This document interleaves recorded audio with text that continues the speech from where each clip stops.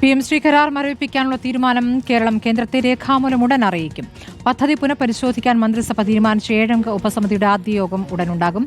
അതേസമയം കരാർ ഒപ്പിട്ടത് കേന്ദ്രാനുകൂലികളായ ഉദ്യോഗസ്ഥരാണെന്ന പുതിയ വാദവുമായി CPI കേന്ദ്ര സെക്രട്ടേറിയറ്റ് അംഗം പ്രകാശ് ബാബു രംഗത്തെത്തി.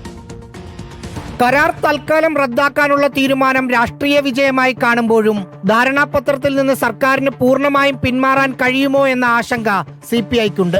അത് വ്യക്തമാക്കുന്നതാണ് പ്രകാശ് ബാബു ജനയുഗത്തിൽ എഴുതിയ ലേഖനം.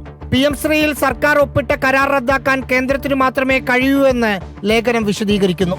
2 കക്ഷികൾ ഒപ്പിട്ട കരാറിൽ നിന്ന് ഒരു കക്ഷിക്ക് മാത്രം പിന്മാറാനുള്ള അവകാശം നൽകുന്നത് നിയമപരമല്ലെന്നും പ്രകാശ് ബാബു വാദിക്കുന്നു. കേന്ദ്ര സർക്കാർ അനുകൂലികളായ ഉദ്യോഗസ്ഥർ തന്ത്രപരമായ വാഗ്ദാനം നൽകി PMശ്രീ നടപ്പിലാക്കാൻ നോക്കിയെന്ന വിമർശനം സംസ്ഥാന സർക്കാരിനെ കൂടി ലക്ഷ്യമിട്ടാണ്.